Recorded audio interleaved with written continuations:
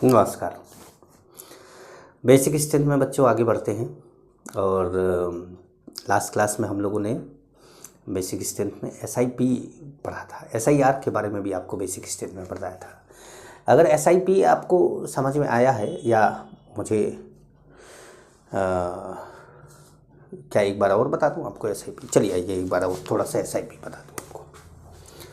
देखिए, जब NH2 SIP हमेशा NH2 पर ही लगता है, इस बात का ध्यान रखिएगा, और OH एंड OR की वजह से नहीं लगता है। जब कोई ग्रुप यहाँ पे लगा होता है और H+ पे अटैक करना होता है तो ये ग्रुप छाते की तरह इसको कवर कर लेता है, अम्ब्रेला की तरह इसको कवर कर लेता है। जब कोई कवर कर लेगा तो जैसे मान लीजिए ये बारिश है, ये कौन है? ये बारिश है। तो ये बारिश क्या इसके ऊपर पड़ पाएगा? नहीं पड़ पाएगा। बारिश इसके ऊपर नहीं पड़ पाएगा, है ना। या ये आदमी जो अम्ब्रेला लिया है, ये कुछ ऊपर फेंकना चाहे कि ऊपर फेंक दूँ ऐसे, तो कुछ फेंक पाएगा क्या? नहीं फेंक पाएगा, क्योंकि अम्ब्रेला में लड़के नीचे आ जाएगा। तो कहने का मतलब ये है कि ये जो ग्रुप होता है ये लोन पेयर को कवर कर लेता है, और लोन पेयर को कवर कर लेने से, और ये ग्रुप जो है ये बल्कि ग्रुप है, लोन पेयर को कवर कर लेता है, और लोन पेयर को कवर कर लेने की वजह से एक इफेक्ट अराइज होता है जिसको बोलते हैं स्टेरिक इनहिबिशन इन प्रोटोनेशन, जो है एसआईपी। और ये एसआईपी जो होता है वो बेसिक स्ट्रेंथ को क्या करता है? घटा देता है। बेसिक स्ट्रेंथ को घटा देता है, कम कर देता है। समझ गए? तो ये इतनी सी बात है, बहुत सिंपल सी बात है, इसको याद रखिएगा।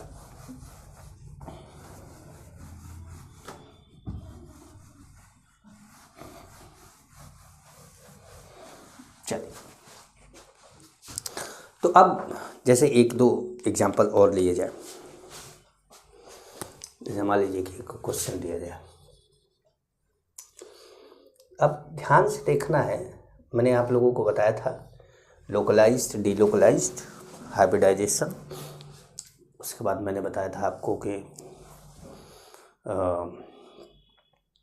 पहले लोकलाइज्ड, डीलोकलाइज्ड, हाइब्रिडाइजेशन देखना है, फिर अगर एलिफेटिक आ जाता है तो 2, 3, 1 भी देखना है। ठीक, तो आपने सबसे पहले इसको ऐसे बना दिया।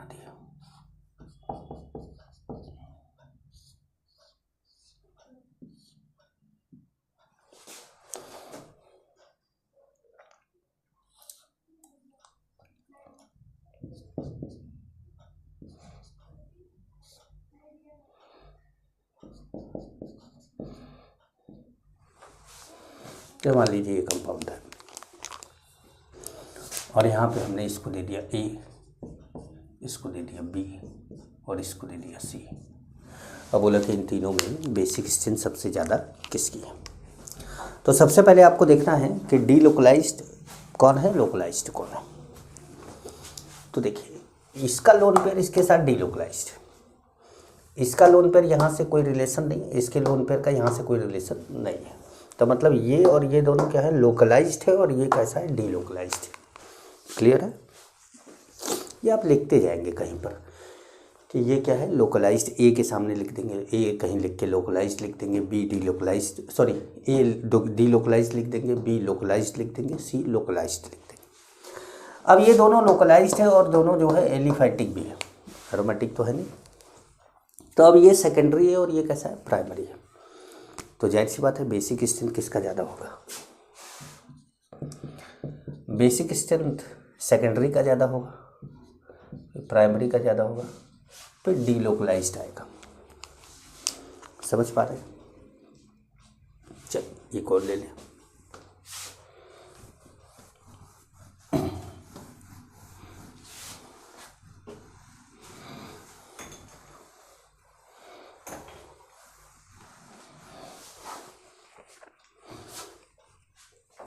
ठीक है, अब यहाँ पर बात आती है, एक और क्वेश्चन लेकर आपको फाइनल कर देते हैं। चलिए,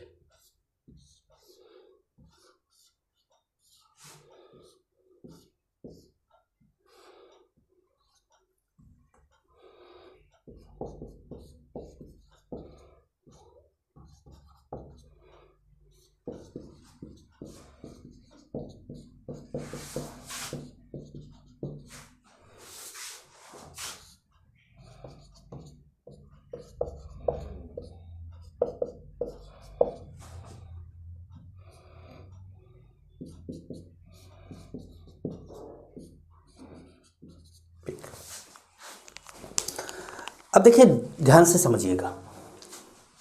पहली बात तो चारों के नाम दे दिए जाए, कुछ ए बी सी डी, इन चारों के नाम दे दिए, ठीक है। अब इसमें आपको ये ढूंढना है कि पहले डी लोकलाइज्ड कौन है और लोकलाइज्ड कौन है।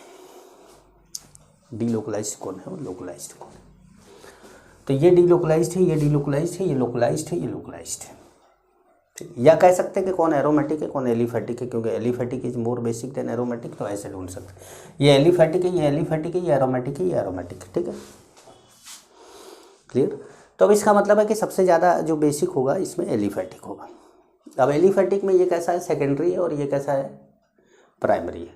तो which is more basic, secondary. तो आप पहले सेकेंडरी को लाएंगे, मतलब बी को लाएंगे। बी के बाद किसको लाएंगे, अब डी को लाएंगे, क्योंकि वो प्राइमरी है। अब ये दोनों एरोमेटिक है, ठीक है। तो यहाँ पर एरोमेटिक ये जो NH2 है, मतलब NR2 है, इसके दोनों ऑर्थो पोजीशन पे बल्कि ग्रुप लगा है। अब बल्कि ग्रुप लगा है तो यहाँ पर ए पर क्या लग रहा होगा, SIR इफेक्ट लग रहा होगा। ए पर क्या लग रहा होगा, SIR लग रहा होगा। बी कैसा है, एलिफेटिक सेकेंडरी है। सी डी लोकलाइज्ड है। डी एलिफेटिक प्राइमरी है, ठीक है। SIR है, डी लोकलाइज्ड है।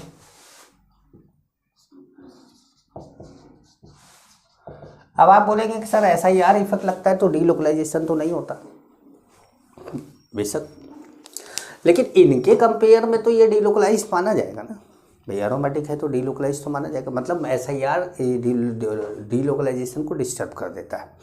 जितना बड़ा ग्रुप होता है उतना डिस्टर्ब करता है। मतलब छोटा ग्रुप होता है तो थोड़ा बहुत डी लोकलाइजेशन होता है, बड़ा होता है तो थोड़ा कम और बहुत कम डी लोकलाइजेशन होता है, और बड़ा होता है तो और कम डी लोकलाइजेशन हो, मतलब डी लोकलाइजेशन होता है पर बहुत धीरे धीरे घटता जाता है। यहाँ पर अगल बगल कोई ग्रुप है नहीं तो इसलिए डी लोकलाइजेशन आसान है। तो अब इन दोनों में ये SIR इफेक्ट लगने से लोन पेयर क्या हो गया, प्लेन में नहीं है, और प्लेन में नहीं है तो फिर डी लोकलाइजेशन कम हो गया। अब कम हो गया तो बेसिक स्ट्रेंथ बढ़ गया, तो इसका मतलब बेसिक स्ट्रेंथ ए का ज़्यादा होगा। और ए के बाद कौन बचता है लास्ट में, सी, तो फिर सी होगा। समझ पा रहे हैं, ध्यान रखिएगा इसको।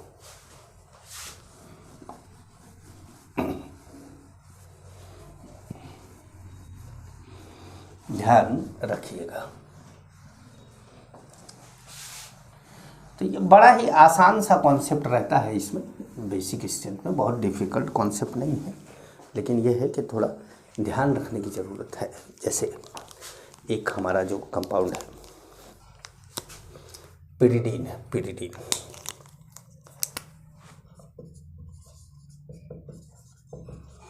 पिरिडीन जो होता है वो C5H5N होता है, C5H5N होता है। अब C5H5N जो है वो क्या होता है, आइए देखें।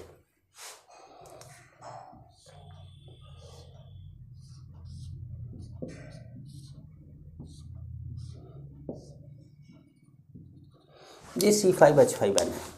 आप लोगों को रेजोनेंस की कंडीशन में बताया था कि अगर एक ही पॉइंट पे पाई बॉन्ड और लोन पेयर दोनों आ जाए तो पाई बॉन्ड रेजोनेंस में इन्वॉल्व होगा, लोन पेयर रेजोनेंस में इन्वॉल्व नहीं होगा। इसका मतलब ये लोन पेयर रेजोनेंस में इन्वॉल्व नहीं हो रहा है। अगर ये लोन पेयर रेजोनेंस में इन्वॉल्व नहीं हो रहा है तो ये कैसा है, लोकलाइज्ड है। ये लोन पेयर अगर रेजोनेंस में पार्टिसिपेट नहीं कर रहा तो ये कैसा है, लोकलाइज्ड है। और अगर ये लोकलाइज्ड है और इसका H प्लस पर इसका अटैक H प्लस पर हो गया तो ये क्या बना देगा, ऐसे कुछ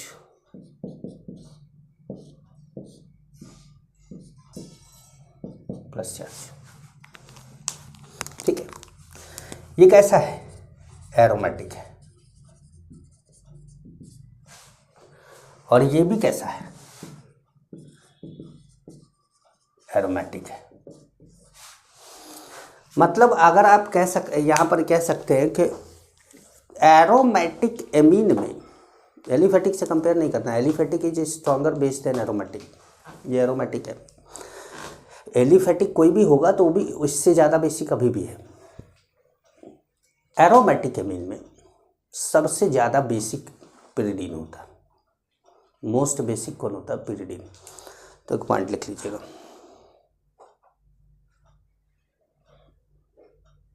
ठीक है, एक पॉइंट लिख लीजिएगा। इन pyridine lone pair is localized,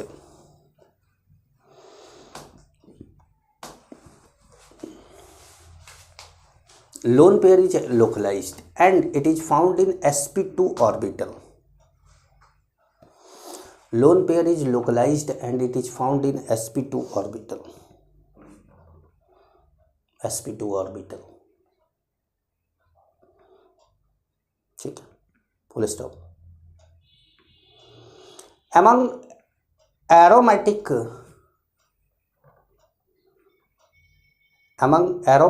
bases,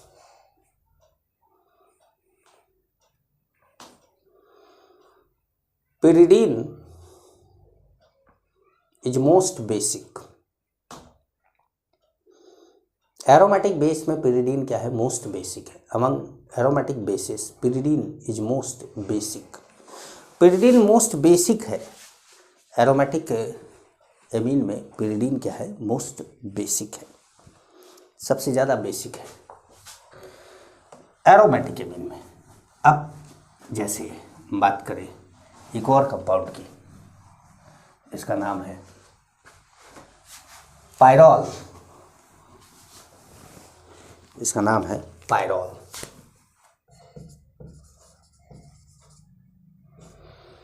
pyrrole जो होता है वो होता है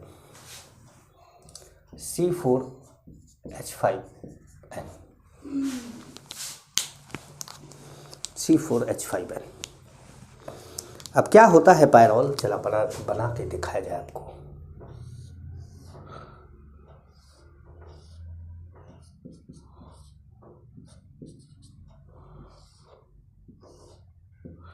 ये भी एक एरोमेटिक कंपाउंड है और इसका लोन पेयर कैसा है, डीलोकलाइज्ड है, क्योंकि बिना डीलोकलाइजेशन के एरोमेटिसिटी डेवलप ही नहीं होगी। यहाँ पर इस पॉइंट पे कोई पाई बॉन्ड तो है नहीं, तो मजबूरी है कि ये lone pair pi bond single bond, lone pair single bond pi bond, single bond pi bond, मतलब रेजोनेंस के लिए लोन पेयर का होना जरूरी है, लोन पेयर का होना जरूरी है। तो जब यहाँ पर H प्लस आता है और ये H प्लस देता है, तो अभी तो ये कैसा है, एरोमेटिक है, ठीक है। और जब यहाँ NH बन जाता है तो ये कैसा हो जाता है, sp3। अब आपको पता है कि एरोमेटिसिटी की कंडीशन थी कि सभी मेंबर sp2 होने चाहिए। अब जैसे ये क्या हो गया, sp3 हो गया, तो जब ये sp3 हो गया तो ये क्या हो गया, नॉन एरोमेटिक हो गया।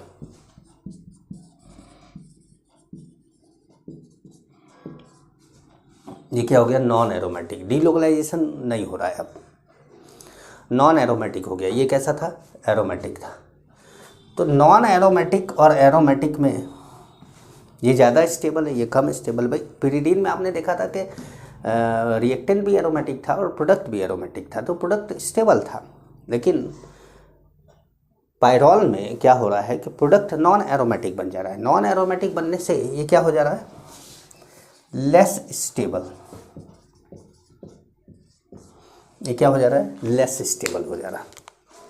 और लेस स्टेबल हो जाने के कारण जो पायरॉल है पूरे एरोमेटिक कंपाउंड में लीस्ट बेसिक होता है। जैसे वो मोस्ट बेसिक था पिरिडीन और ये लीस्ट बेसिक है कौन, पायरॉल।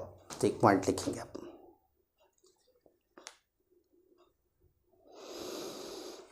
लिखिए lone pair of pyrrole is delocalized. Lone pair of pyrrole is delocalized.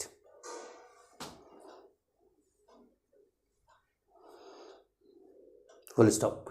Pyrrole is an aromatic compound.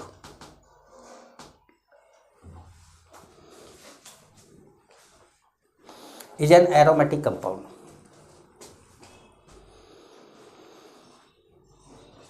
which after taking H plus ion, which after taking H plus ion form non-aromatic compound. Non-aromatic compound bracket में लिखिएगा less stable,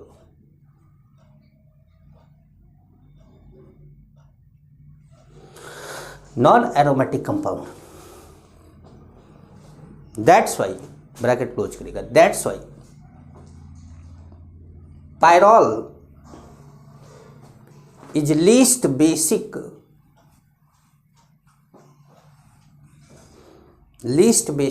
among aromatic bases.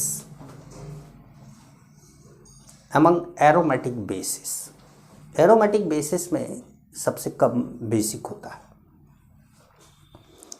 ठीक है, तो अब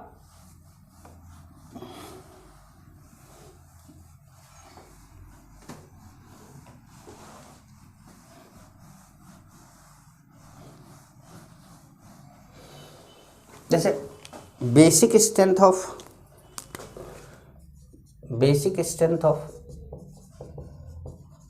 aromatic compound,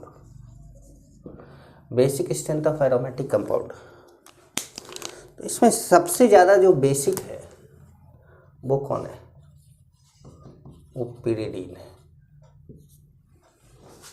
ठीक है, सबसे ज़्यादा जो बेसिक है वो कौन है, पिरिडीन है। उसके बाद एनिलीन,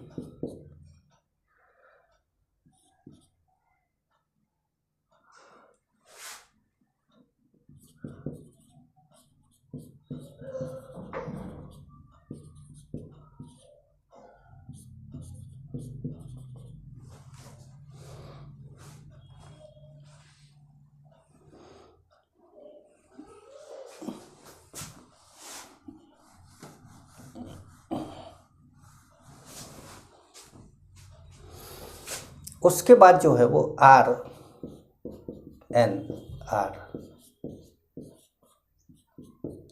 टर्सरी।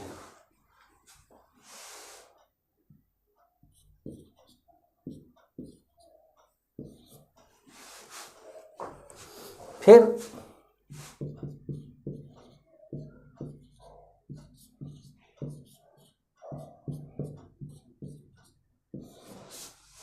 भाई ये SIR लग रहा है, देखिए यहाँ भी SIR लग रहा है।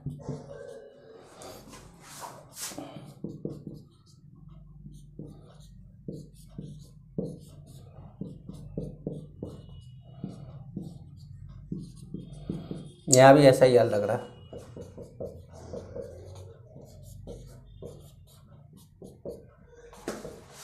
यहाँ भी SIR लग रहा है।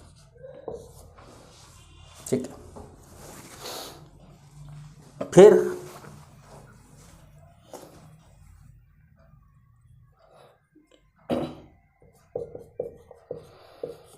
अब एनिलीन, चाहे खाली एनिलीन हो, चाहे ऑर्थो पैरा मेटा कहीं पर लगा हुआ कोई ग्रुप हो, SIP लगा हो, तो हम यहाँ पर एक साथ लिख देते हैं। इतना लंबा कौन लिखेगा, ठीक है। यहाँ पर लिख देते हैं EWG ERG at ortho meta para, ठीक है, पूरा एनिलीन एंड एनिलीन डेरिवेटिव आ गया, जो भी SIP वगैरह था सब आ गया। इसके बाद आता है कौन, पायरॉल। इसके बाद आता है पायरॉल। तो मतलब पिरिडीन, एरोमेटिक कंपाउंड में पिरिडीन सबसे ज़्यादा बेसिक है और पायरॉल सबसे कम बेसिक है, इतना बात आप ध्यान रखेंगे। कुछ पल्ले पड़ रहा है आपके, ठीक है, पल्ले पड़ रहा है कुछ। चलिए तो एक दो क्वेश्चन करते हैं इसमें।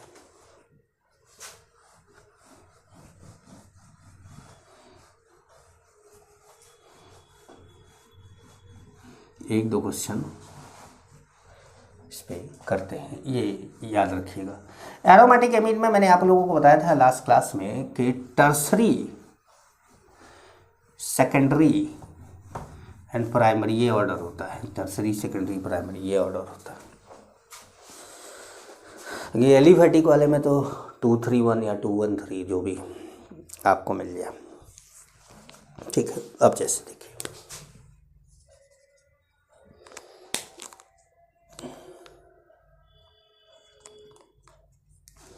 दो बेस ले लिया हमने,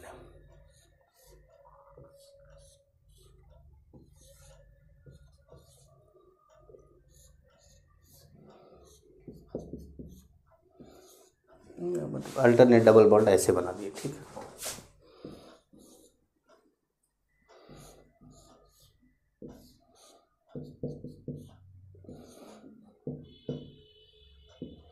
अब देखिए, या क्लियर कर दे, आपको पूरा क्लियर कर देंगे तो थोड़ा अच्छा रहेगा ना।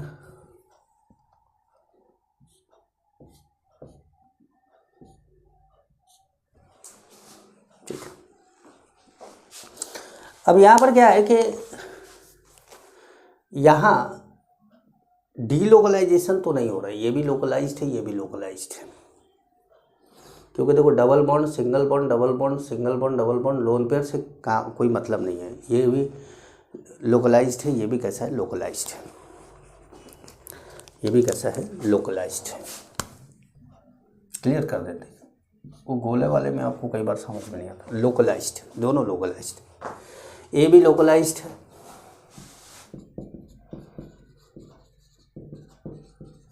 अब बी भी कैसा है, लोकलाइज्ड है, ठीक। लेकिन इसका ये रिंग पर इसका -i लग रहा होगा, इस रिंग पर इसका क्या लग रहा होगा, -i लग रहा होगा। तो यही कारण है कि जो बेसिक स्ट्रेंथ है वो बी की ज़्यादा है किससे, ए से,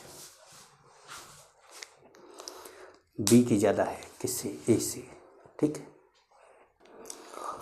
तो आइए एक और क्वेश्चन देखते हैं।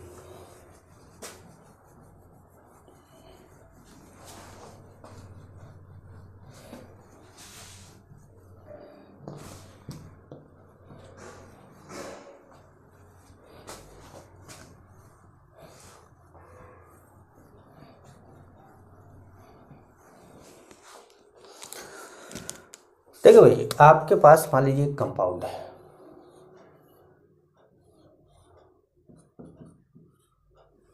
ऐसे,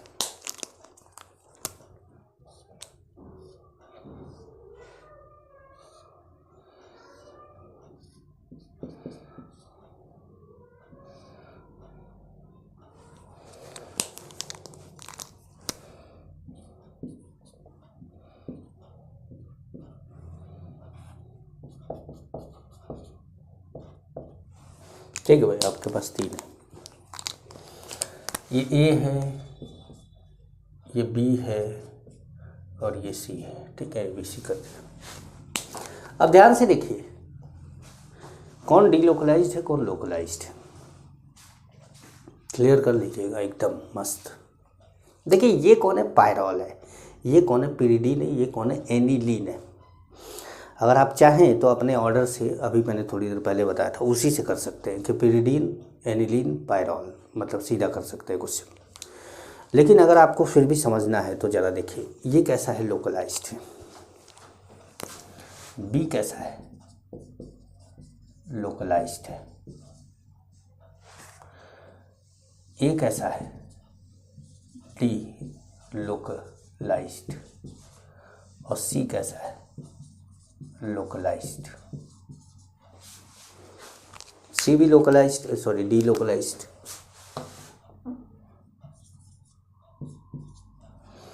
डी लोकलाइज्ड है और ए भी डी लोकलाइज्ड है, बी लोकलाइज्ड है। तो इसका मतलब है कि जो के बी है, के बी बोलिए चाहे बेसिक स्ट्रेंथ बोलिए, वो सबसे ज़्यादा किसका है, बी का है। अब बी के बाद सी का है कि ए का है, ये डिसाइड करना है। तो देखिए इसके ये रेजोनेंस में पार्टिसिपेट करेगा, ये रिंग एरोमेटिक है। अगर ये पार्टिसिपेट ना करे तो भी ये रिंग एरोमेटिक रहेगा, लेकिन अगर ये पार्टिसिपेट ना करे तो ये रिंग एरोमेटिक नहीं रह जाएगा, मतलब इसका डीलोकलाइजेशन ज़्यादा है। तो ये कैसा है, मोर, और ये कैसा है, लेस। मतलब delocalised but less, delocalised but more. तो जो ज़्यादा डीलोकलाइज है वो कम बेसिक होगा, जो कम डीलोकलाइज्ड है वो ज़्यादा बेसिक होगा। तो ये हो जाएगा ए और फिर हो जाएगा सी। समझ पा रहे हैं? क्लियर हो रहा है ना सारा कॉन्सेप्ट? चलिए अब लेते हैं, आगे बढ़ते हैं। एमिडीन पर आते हैं। इस पर एमिडीन पर, एमिडीन दो चीज़ें बताई थी एमिडीन के अंदर, एक एमिडीन बताया था, एक ग्वानिडीन बताया था। तो आइए थोड़ा देखें इसको। थर्ड है, अभी तक तो एलिफेटिक चल रहा था फर्स्ट, फिर चला एरोमेटिक सेकंड, अब आ गया एमिडीन।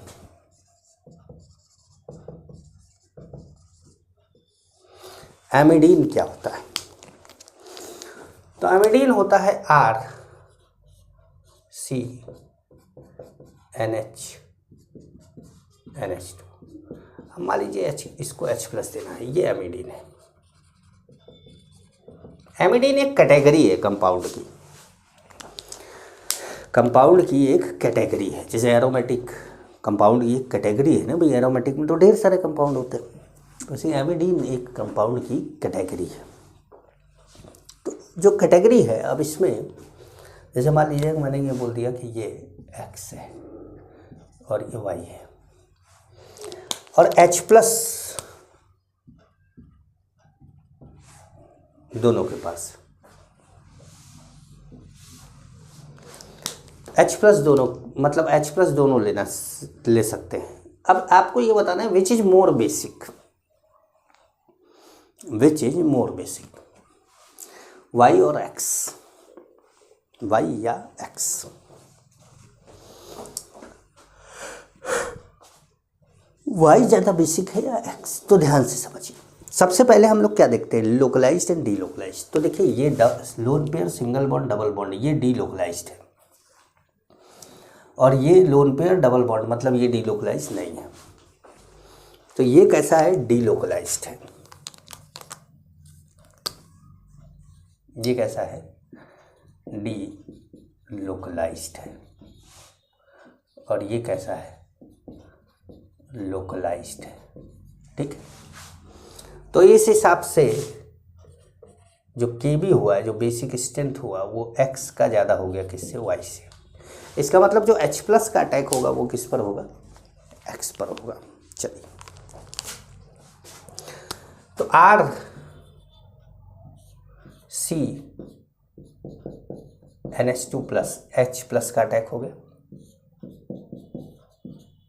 NH2, ये बन गया, प्रोडक्ट बन गया।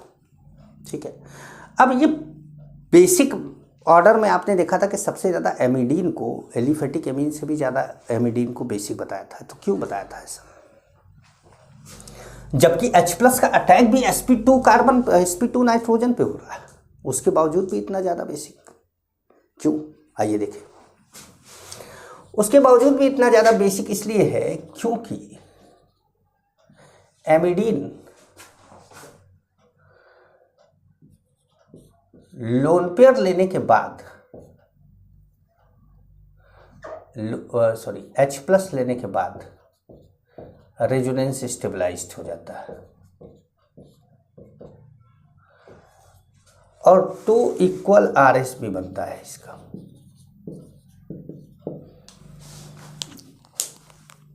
एमिडीन जो होता है वो H+ लेने के बाद रेजोनेंस स्टेबलाइज हो जाता है। अब जैसे कोई primary secondary tertiary amine aliphatic का रेजोनेंस स्टेबलाइज तो होता नहीं, लेकिन ये H+ लेने के बाद रेजोनेंस स्टेबलाइज हो जाता है। और रेजोनेंस स्टेबलाइज हो जाता है तो भाई कमाल की बात है। तब तो ये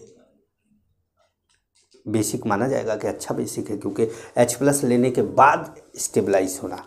जैसे एसिड में बोला जाता था कि H+ देने के बाद एनायन जितना H+ देने के बाद एनायन जितना स्टेबल होगा एसिड उतना स्ट्रांग होगा। वैसे ही बेस में क्या होगा कि H+ लेने के बाद कैटायन जितना स्टेबल होगा बेस उतना स्ट्रांग होगा, बेस उतना ही स्ट्रांग होता जाएगा।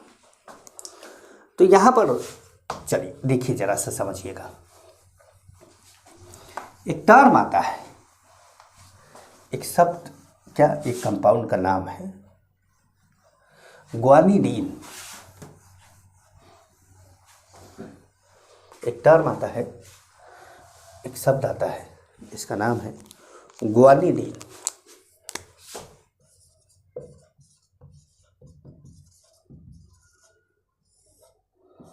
ग्वानिडीन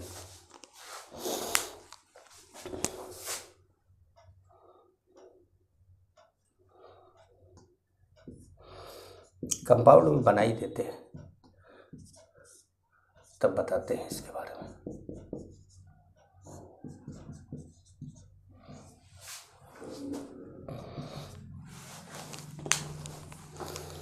ग्वानिडीन जो होता है वो मोस्ट बेसिक है, most basic among organic basis. तो इसमें लिखेगा इट इज स्ट्रॉन्गेस्ट नोन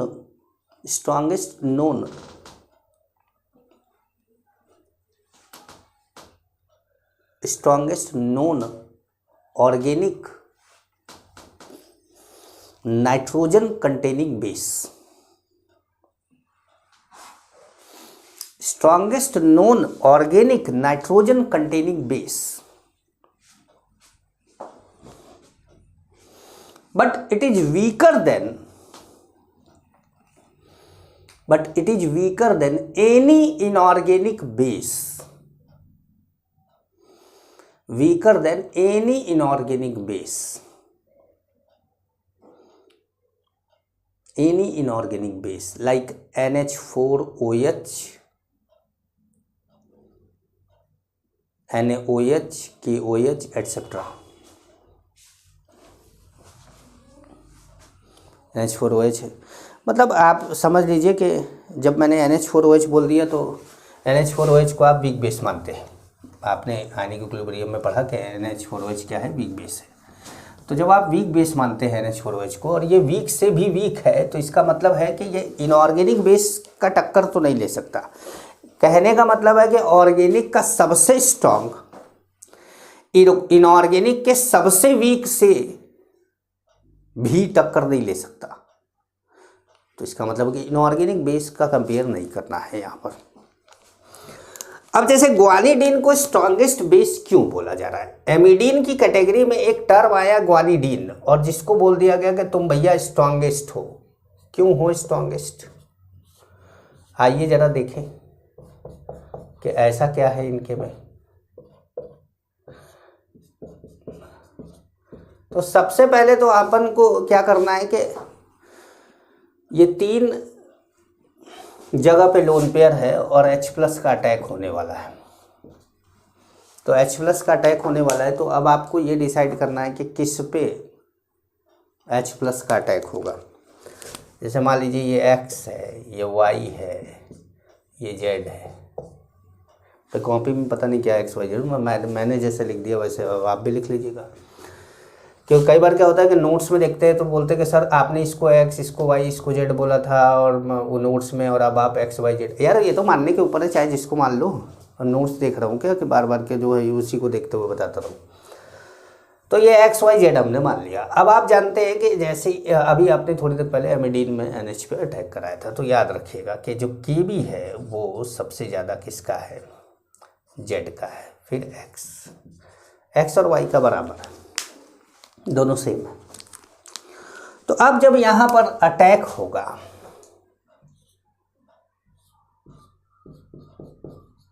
जाहिर सी बात है Z पर अटैक होगा, प्लस आ जाएगा।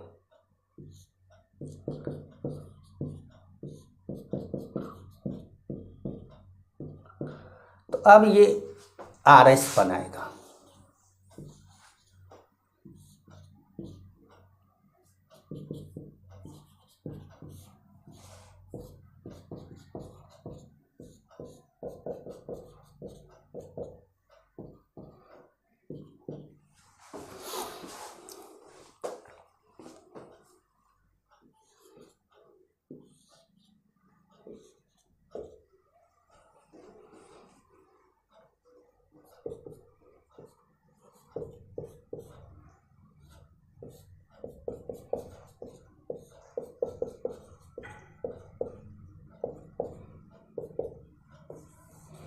तो अब आपने देखा कि यहाँ पर हर नाइट्रोजन पे बारी बारी से डबल बॉन्ड आया, पॉजिटिव चार्ज आया, ठीक है। और तीनों को अगर ध्यान से देखें तो ऐसा लगेगा खाली घुमा दो तो दूसरा वाला बन जाएगा। इसका मतलब है कि तीनों क्या है, इक्वल RS है। तो यहाँ पर हम लिखेंगे 3 इक्वल RS, 3 इक्वल RS है। और 3 इक्वल RS होने के कारण बहुत ज़्यादा स्टेबल माना जाता है ये, और सबसे स्ट्रांग बेस माना जाता है। इसको हम सबसे स्ट्रांग बेस मानते हैं, ठीक है। तो ये बात का ध्यान रखिएगा थोड़ा सा। तो चलिए आइए जो है एक क्वेश्चन करते हैं इसमें।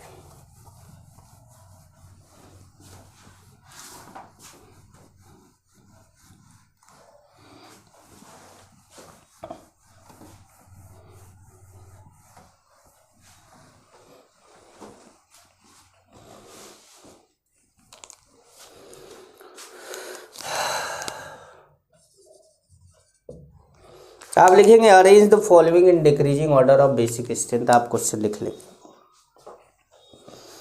Arrange the following in decreasing order of basic strength, लिख लिया आपने।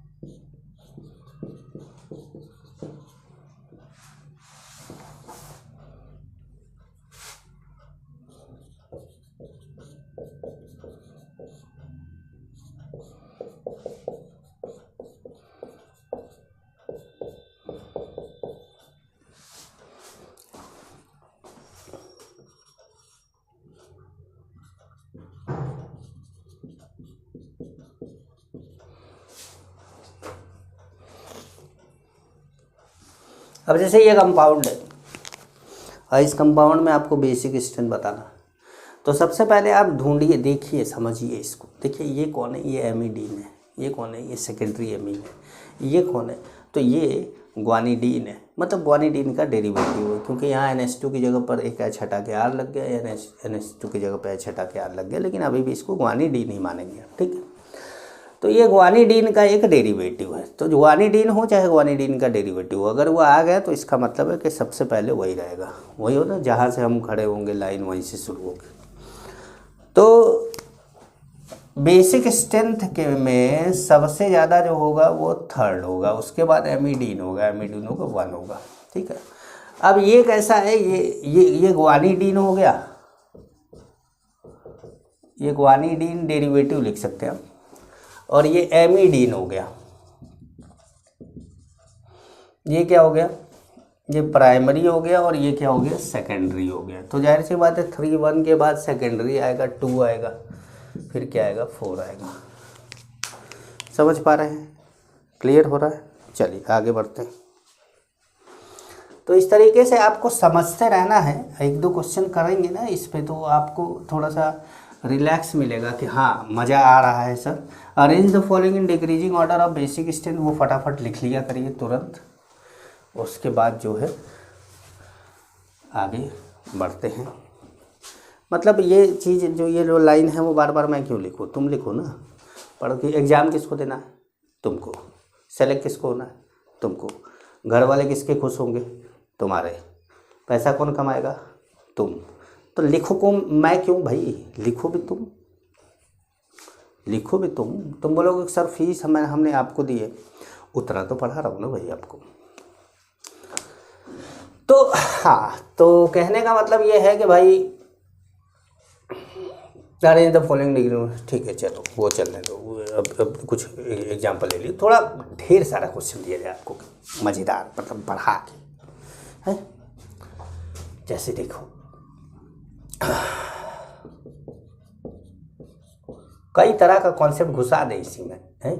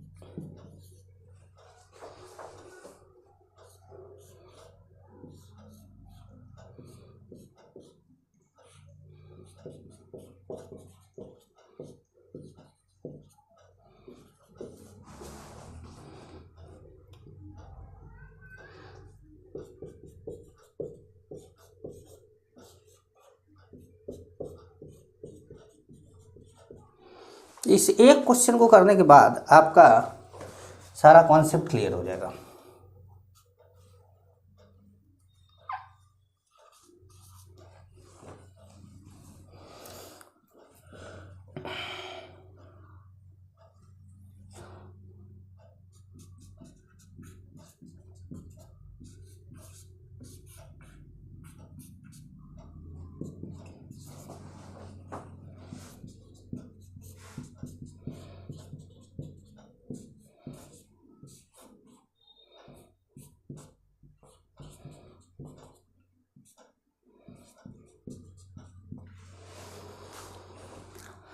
चलिए भाई, फिक्स हो गया कंपाउंड, हमने सब लिख दिया।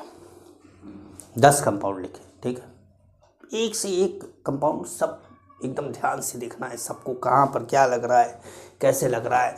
और बनाने के बाद मैं तो ये कहता हूँ कि वीडियो पॉज कर दो।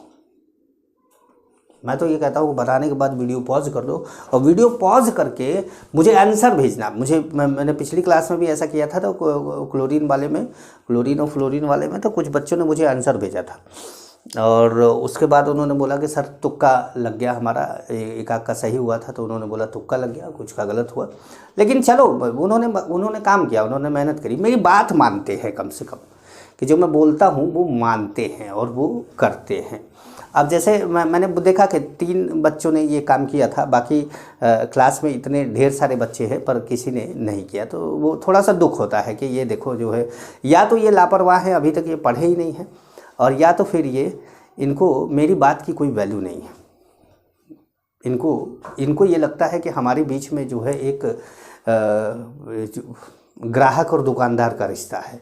तो अगर ऐसा रिश्ता ही आप बनाए हुए हैं तो कोई क्या कर सकता है। तो चलिए आइए देखते हैं। क्योंकि देखिए भाई, आप डाउट तो रात को 1 बजे भी पूछ लेते हैं, 1:30 बजे भी पूछ लेते हैं, और ग्राहक दुकानदार का रिश्ता जो होता है वो अगर 1 बजे 1:30 बजे भी पूछ लेते हैं और मैं आपको ये मैसेज करके कहता हूँ कि बेटा सुबह बता देंगे, तो इसका मतलब ये है कि अगले ने आपको रिस्पॉन्स दिया है। सुबह बताने का भी मैसेज लिख के उसने रिस्पॉन्स दे दिया। और हमारे बीच में ऐसा रिश्ता नहीं है कि हम आपसे पैसा ले लिए हैं और उसके बाद फिर आपको भूल गए हैं, ऐसा कुछ नहीं है। लेकिन अगर आप ऐसा करते हैं, रिस्पॉन्स नहीं देते हैं, तो दिक्कत होता है। तब लगता है कि आप वाकई में एकदम प्रोफेशनल हैं और मुझे भी प्रोफेशनल होना चाहिए था। चलिए आइए देखते हैं। यहाँ पर क्या है, ये एरोमेटिक है। पहले तो एरोमेटिक को अलग कर लो। ये AR है, ये AR है, ये AR है, ये AR है, ये AR है, ये AR है, ये AR है। ये एरोमेटिक को सबसे पहले अलग कर लो। एलिफेटिक को अलग कर लो। एलिफेटिक वैसे तो ग्वानिडीन और एमिडीन को भी एलिफेटिक की कैटेगरी में ही ले आएंगे, क्योंकि जो एरोमेटिक नहीं होता वो एलिफेटिक होता। लेकिन ग्वानिडीन एमिडीन अपने आप में एक महान लोग हैं, तो इनको रहने देते। ये 2 ही बचे हैं, ये एक ये बचा है, एक ये बचा है। तो अब इन दोनों में कंपेयर करना आसान हो गया, क्योंकि अब एक बार आपने सेलेक्ट करके हटा लिया तो इन दोनों को कंपेयर करना आसान हो गया। तो अब आप पहले लेकर आए किसको, बेसिक स्ट्रेंथ में 4 को, और उसके बाद 6 को। एमिडीन ग्वानिडीन, मतलब 4 को फिर 6 को। अब आपको लाना है कौन, मैंने एमिडीन ग्वानिडीन के बाद आपको लाना है एलिफेटिक एमीन। एलिफेटिक एमीन आपके पास कहाँ का है, देखिए 6 है और 3 है, मतलब 3 और 6 2 जगह पे एलिफेटिक है। और कहीं एलिफेटिक है नहीं, और कहीं एलिफेटिक नहीं है। तो ये टर्सरी है, ये सेकेंडरी है। तो विच इज़ मोर बेसिक, 2 3 1 होता है। 2 3 1 मतलब सेकेंडरी, टर्सरी, प्राइमरी। तो सेकेंडरी फिर टर्सरी, तो मतलब पहले आ जाएगा 6 कहाँ से आ गया अभी, ये भी 6 है, ये भी 6 है। अच्छा, गड़बड़ हो गया। तो ये 6 है, ये 7 है, ये 8 है, ये 9 है, ये 11 है, और ये 10 है। ठीक। तो यहाँ पर पहले 4 के बाद आ जाना चाहिए था 7। ठीक। अब 7 के बाद सेकेंडरी मतलब 6, और 6 के बाद क्या, 3। ठीक है, चलिए वो मेरा मिस्टेक था, गिनती गलत कर दी थी मैंने। अब 4 7 6 3। ठीक है, एलिफेटिक भी खत्म हो गया, ग्वानिडीन एमिडीन खत्म हो गया, एलिफेटिक खत्म हो गया। अब क्या बचा, एरोमेटिक। अब क्या बचा, एरोमेटिक। तो देखकर जब डर लग रहा हो कि इतने ढेर सारे हैं, इतने ढेर सारे हैं, इतने ढेर सारे हैं, तो हटा दो। जिनका जिनका काम हो गया है उनको तो हटा सकते हैं ना, इनको हटा दो। हटा दिया। अब बचा एरोमेटिक। अब एरोमेटिक में सबसे ज़्यादा बेसिक कौन होता है, पिरिडीन। तो ले आए हम किसको, 2 को।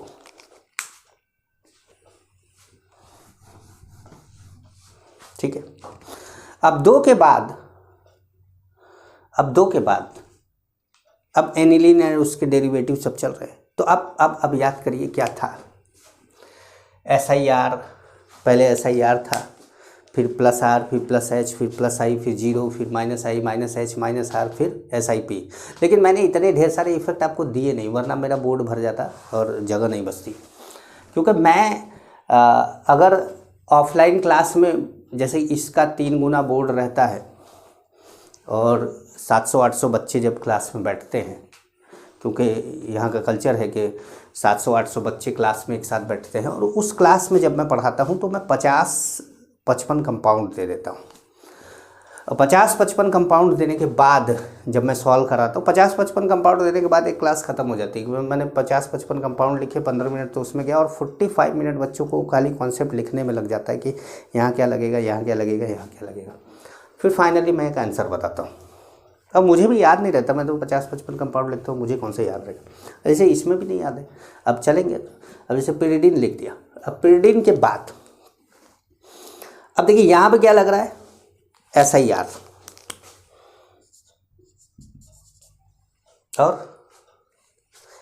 और कहीं SIR लग रहा है नहीं, और कहीं SIR नहीं है। तो इसका मतलब है सबसे पहले क्या आएगा, 11वां। ठीक है। अब देखिए ये सेकेंडरी एरोमेटिक एमीन है और ये टर्सरी एरोमेटिक एमीन है, तो which is more basic, tertiary. मतलब 8 के बाद 10, 8 के बाद 10, तो हमने इसको भी हटा दिया, हमने इसको भी हटा दिया, हमने इसको भी हटा दिया। अब हमारा बचा क्या, 1, 9 और 5। तो इसमें क्या लग गया, SIP। तो जाहिर सी बात है कि 9 की बेसिक स्ट्रेंथ 1 से क्या होगी, कम होगी, तो आप ले आएंगे 1, उसके बाद 9। अब लास्ट में क्या रखते हैं हम, पायरॉल। क्यों, क्योंकि वो एरोमेटिक कंपाउंड में सबसे कम बेसिक माना जाता है। तो लास्ट में हम क्या रखेंगे, पायरॉल। समझ पाए। तो ये जो कॉन्सेप्ट है इनको समझिए, इनको देखिए और इसको सॉल्व करने की कोशिश करिएगा। अगली क्लास में मिलेंगे तो कुछ क्वेश्चन और कराएंगे बेसिक स्ट्रेंथ पर और फिजिबिलिटी की भी बात करेंगे। ठीक है, तो फिजिबिलिटी की भी बात करेंगे, लेकिन उससे पहले आप इसको करेंगे क्योंकि बहुत बड़ा देखिए पढ़ा मैंने काफ़ी कुछ दिया आज ही। अब इसको समझने के लिए आपको ज़रूरत पड़ेगी। अब जैसे इस समय जो लेक्चर मेरा बना हुआ है ये 52 मिनट के आसपास का है, लेकिन इसको अगर मैं 1 घंटे का लेक्चर बना दूँ अभी, तो इसके अंदर मैं बेसिक स्ट्रेंथ लगभग ख़त्म कर दूंगा और आपके मिक्स हो जाएगा। मुझे एक क्लास और चाहिए जिसमें थोड़ा सा रिलैक्स करके फिर से एक बार कुछ क्वेश्चन और दिए जाएं। तो अगली क्लास में मिलते हैं, तब तक के लिए नमस्कार।